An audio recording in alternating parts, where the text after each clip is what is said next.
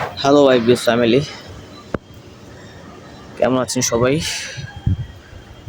আশা করি ভালো আছেন। তো লং টাইম আফটার আপনাদের সাথে একটু কথা বলতে আসছি। আসলে আমি একটু প্রফেশনাল লাইফ নিয়ে বিজি, তো সো আসলে ওইভাবে আগের মতো ভিডিও করতে পারি না, এবং অনেকেই আমাকে ফোন করে, তো সময় হয়তো দিতে পারি না ওইভাবে। তা আজকে একটু ফ্রি, তো ভাবলাম আজকে একটু আপনার সাথে কথা বলি। তো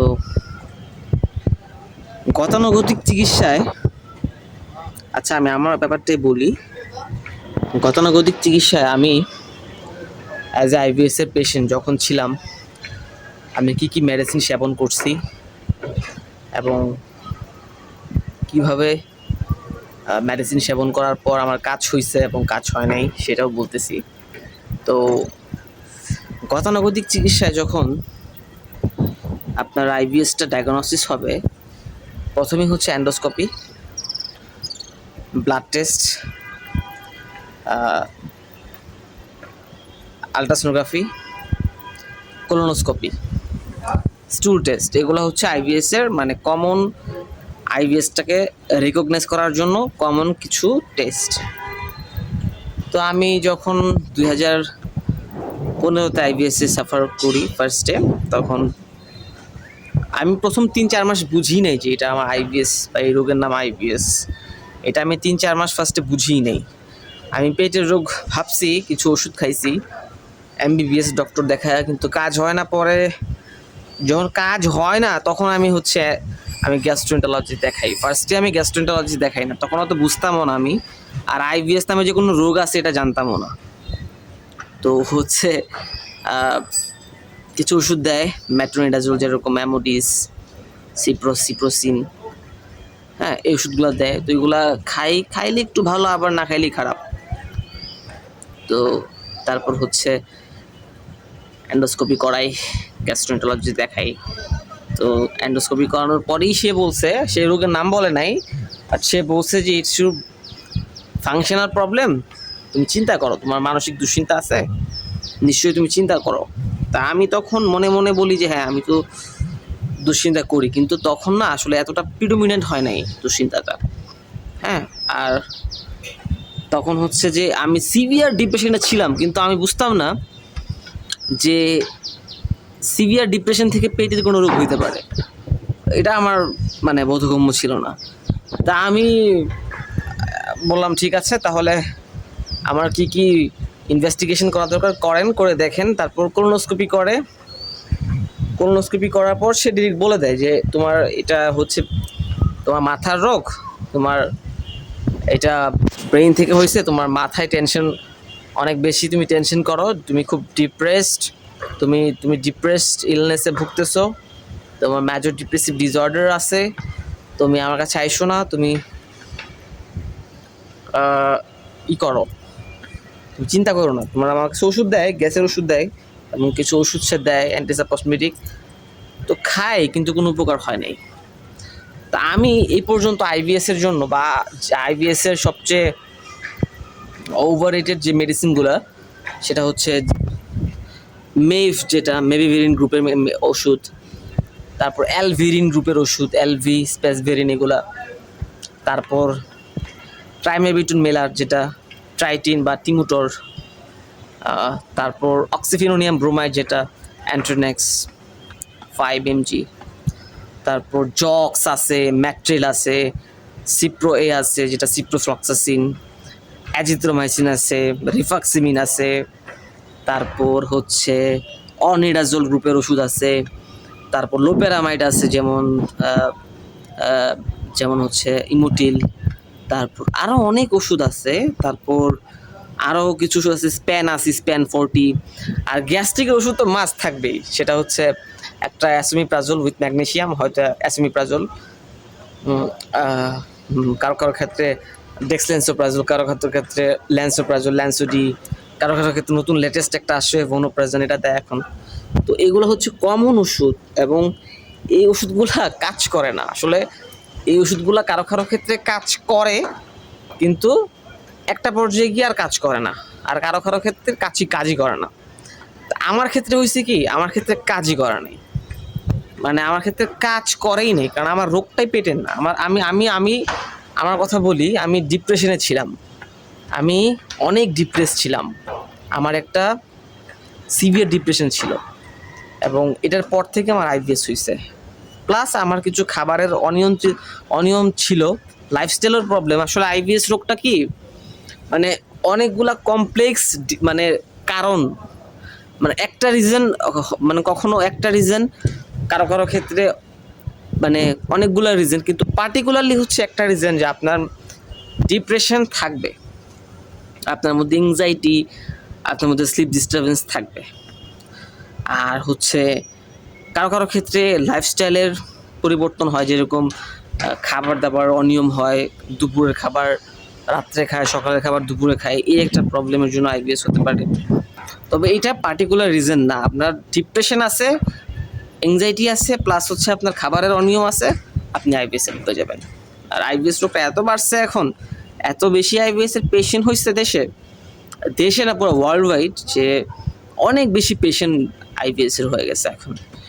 কারণ যারা একটু ডিপ্রেশনে যারা ভোগে তারা এমনিতেই একটু এমপ্যাথেটিক মানুষ হয়, তো ওরা হচ্ছে খাবার দাবারের বিষয়টা এতটাই করে। আর আমি হচ্ছে প্রচুর জাঙ্ক ফুড খাইছি, আমার যখন আইবিএস হওয়ার আগে আমি প্রচুর জাঙ্ক ফুড খাইছি, এবং জাঙ্ক ফুড খাওয়ার ফলে আমার সিভিয়ার কনস্টিপেশন হয়ে গেছিলো।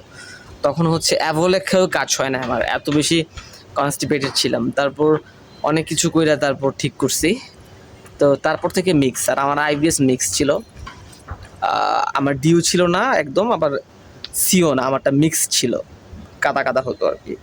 হ্যাঁ, টয়লেটটা স্টুলটা হার্ড না, আবার একদম মানে না, সফটি, কাদাচ্ছন্ন, কাদা মিশ্রিত এরকম। এবং মেইনলি হচ্ছে ক্লিয়ার না, টয়লেটটা ক্লিয়ার হতো না, এটা হচ্ছে প্রবলেম, এটা হচ্ছে মেইন প্রবলেম, যে টয়লেটটা ক্লিয়ার না, হ্যাঁ ক্লিয়ার হচ্ছে না, এটা হচ্ছে প্রবলেম। তো অনেক আইবিএসের পেশেন্ট মানে বাংলাদেশে আছে, অনেকের সাথে কথা হয়, যোগাযোগ হয়, অনেকে অনেক কিছু করতেছে, কেউ হোমিও খায়, ভালো ভালো থাকতেছে, কেউ মানে আমার কথা হচ্ছে যে যেভাবে থাকেন ভালো থাকেন, আসলে ভালো থাকাটাই হচ্ছে শ্রেয়। তো আসলে অনেকেই দেখি যে বলে যে ভাই আমি তো অনেক কিছু করছি, কাজ হয় না, আমি তো এই প্যাথি, হোমিওপ্যাথি, আয়ুর্বেদিক, অ্যালোপ্যাথি সব কিছু করছি, কাজ হয় না আমার।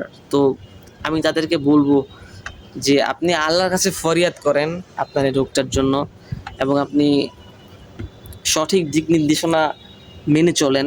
আসলে আইবিএস শুধু মেডিসিন দিয়ে হয় না, হ্যাঁ, শুধু যে অ্যান্টি ডিপ্রেশন, অ্যান্টিসাইকোটিক বা শুধু যে দেওয়া হয় না, আপনার কিছু হার্বস লাগে, কিছু ভেষজ প্রয়োজন হয়, কিছু হচ্ছে অনেক সময় কারো কারো ক্ষেত্রে দেখছি যে কিছু কিছু সাপ্লিমেন্টও প্রয়োজন হয়।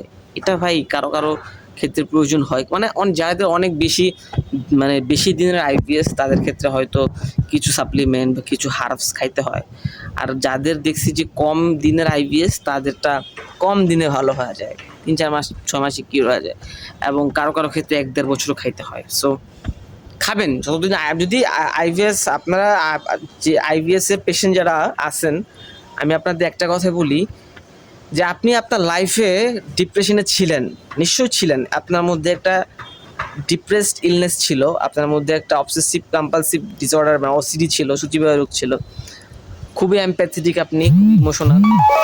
তো এই সব কিছু মিলে হচ্ছে আইবিএস, প্লাস হচ্ছে আপনার রাতে ঘুম না হইলে যে আপনার যে কনস্ট্যান্ট কোর্টিজল রিলিজ হওয়াটা, এগুলো আগেও বলছি কথা, যাই হোক এগুলো কথা না বলি, খুবই কঠিন কথা, সহজ করে বলি যে আইবিএস এর পেশেন্ট যারা, আপনারা আমার সাথে কন্ট্যাক্ট করেন, হ্যাঁ, আপনারা আমাকে হোয়াটসঅ্যাপে বা ফোনে আমাকে ফোন দেন, অথবা হোয়াটসঅ্যাপে টেক্সট করেন, দেখি কার কতটুকু পারে আমি হেল্প করব।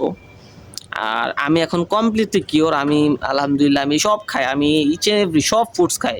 আমি দুধ খাইছি পরশু দিনের আগের দিন, তারপর আমি শাক খাইছি মনে হয় কালকে, তারপর আমি জাঙ্ক ফুডও খাই, তারপর প্রতিদিন আমি বাইরের খাবার খাচ্ছি, 7 আপ, কোকাকোলা, কোক, জুস সব খাচ্ছি। তো আমার এখন প্রবলেম হচ্ছে না, আমি নিজেকে কাম ডাউন করতে পারছি এবং আমার ওয়েট প্রচুর গেইন হয়েছে। আগে আমার আইবিএস যখন ছিল তখন আমার ওয়েট ছিল 44 কেজি, আর এখন আমার ওয়েট হচ্ছে 62 কেজি। সো বুঝেন প্রায় 18 কেজি ওয়েট গেইন হয়েছে আমার। So it's massive, it's mass. তো ভাই আইবিএস এর পেশেন্ট যারা ফোন দিয়েন, হোয়াটসঅ্যাপ আছে আমার নাম্বারে, হোয়াটসঅ্যাপে টেক্সট দিয়েন, যতটুক যার জন্য পারি হেল্প করব। ঠিক আছে, সন্ধ্যা হয়ে গেছে, সো আর কথা না বাড়াই।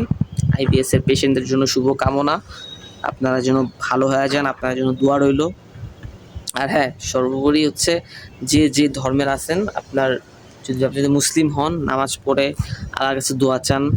আর যদি অন্যান্য ধর্মাবলম্বীর হন, আপনারা যে যে ধর্মের সেই ধর্ম মেনে, ধর্মটা অবে করে আপনারা গডের কাছে প্রার্থনা করেন যে আপনার আইবিএস রোগটা যেন ভালো করে দেয়, কারণ আল্লাহ ছাড়া এই রোগ ভালো করার মানে কোনোই না। আমরা যারা আইবিএস এর পেশেন্ট বা যারা ভালো হয়েছে বা যারা ডাক্তার, তারা হয়তো উসিলা ভালো করতে, কিন্তু ভালো করার মালিক উপর আল্লাহ। সো যাদের এইটুকু ফেথ তো আছে, যারা ধর্ম করেন বা যারা হচ্ছে মুসলিম, তারা নামাজ পড়বেন, দোয়া করবেন এবং সর্বোপরি হচ্ছে চেষ্টা করবেন, যে যেভাবে পারেন চেষ্টা করবেন। আর আমার এক্সপিরিয়েন্সটা আমি আমারটা বলছি। সো আমি মনে করি যে হ্যাঁ, 80% আইবিএস এর পেশেন্টদের সমস্যা আমার মতোই। ডিপ্রেশন ছিল, খাওয়ার দাওয়ার অনিয়ম ছিল, কাদা কারো ক্ষেত্রে ডায়রিয়া, কারো ক্ষেত্রে লুজ মোশন, কারো ক্ষেত্রে হচ্ছে কনস্টিপেশন, কারো ক্ষেত্রে হচ্ছে ক্ষুধা লাগে না, কারো ক্ষেত্রে অনেক ক্ষুধা লাগে। সো এগুলো আইবিএস এর ঘুরে ফিরে এগুলাই হচ্ছে লক্ষণ। সো অন্ধকার হয়ে গেছে, সো কথা না বাড়াই, ভালো থাকবেন সবাই, সবার জন্য দোয়া রইল, আইবিএস এর পেশেন্টদের জন্য। ঠিক আছে। আর হচ্ছে একটা কথা বলে রাখি, যে আপনারা সবাই একটু টক দই খাওয়ার চেষ্টা করবেন, টক দইটা খাওয়ার চেষ্টা করবেন, কারণ আইবিএস এর পেশেন্টদের জন্য, কারণ আইবিএস এর পেশেন্টদের তো মানে গাটে ব্যাকটেরিয়াল ওভারগ্রোথ হয়, কারণ সিবো কারোর ক্ষেত্রে হচ্ছে আপনার হয়, আপনার গাটে গুড ব্যাকটেরিয়া কমে যায়। তো যে কোনো মানে সি হোক ডি হোক মিক্স হোক, টক দইটা প্রচুর পরিমাণে খাওয়ার চেষ্টা করবেন, এটা খুব বেনিফিশিয়াল। হ্যাঁ, এই আর কি। আর অবশ্যই ফোন করবেন। হ্যাঁ, ঠিক আছে, আল্লাহ হাফেজ।